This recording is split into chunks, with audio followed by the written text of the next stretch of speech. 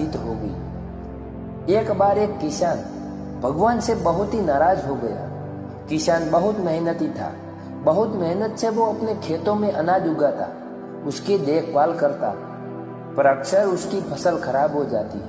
कभी सूखा पड़ जाता, कभी बाढ़ आ जाती, कभी तेज धूप, कभी आंधी, कोई न कोई कारण बन ही जाता कि उसकी फसल खराब हो जाती। एक दिन वो किसान गुस्से में आसमान की ओर देखकर भगवान से कहा, हे ईश्वर, आपको लोग सर्वज्ञाता मानते हैं कि आप सब जानते हैं, कहते हैं कि आपके इच्छा के बिना एक भी पत्ता नहीं हिलता, पर मुझे तो लगता है कि आप छोटी से छोटी बात भी नहीं जानते।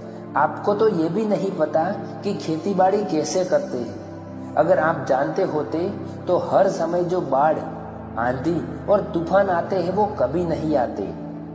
आप नहीं जानते कि कितना नुकसान उठाना पड़ता है हम किसानों को।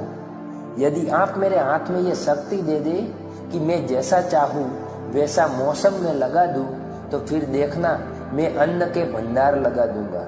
भगवान इस किसान के तीखे वाक्य सुनकर मुस्कुरा रहे थे और वो किसान के सामने प्रकट होकर बोले, मैं आज से तुझे ये शक्ति देता हूँ कि तुम अपनी खेतों पर तुम्हारी जैसी इच्छा है तुम वैसा मौसम कर दोगे।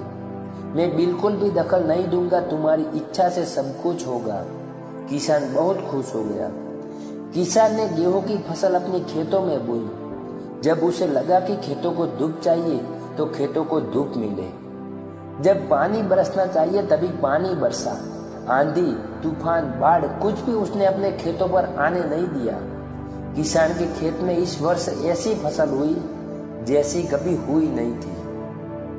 हरी भरी लहलहाती फसल, मन ही मन वो बहुत खुश हो गया और सोचने लगा, अब सबूत के साथ दिखाऊंगा भगवान को कि इसे कहते हैं कि शक्ति का सही उपयोग। मेरी सफलता देखकर उन्हें अपने नियम जरूर बदलने पड़ेंगे।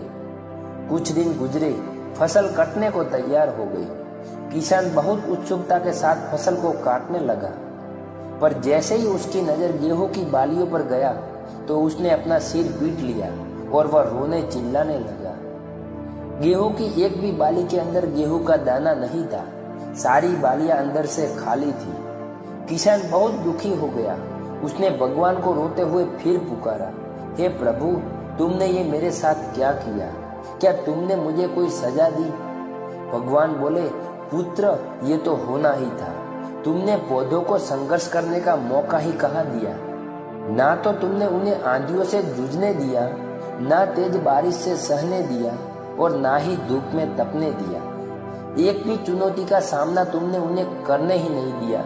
इसीलिए सारे पौधे अंदर से खोखले रह गए। जब आंधी, तूफान, तेज बारिश और धूप पड़ती है तभी ये पौधा अपने अस्तित्व को बचाने के लिए संघर्ष करते हैं और इसी संघर्ष से एक बल पैदा होता है जिसमें शक्ति होती है, ऊर्जा होती है, और यही ऊर्जा पूर्ति तेरे गेहूं के दानों की तरह जो नहीं फूटी, तूने उन्हें कठिन परिस्थितियों से गुजरने ही नहीं दिया जहां उनके अस्तित्व का जन्म होता।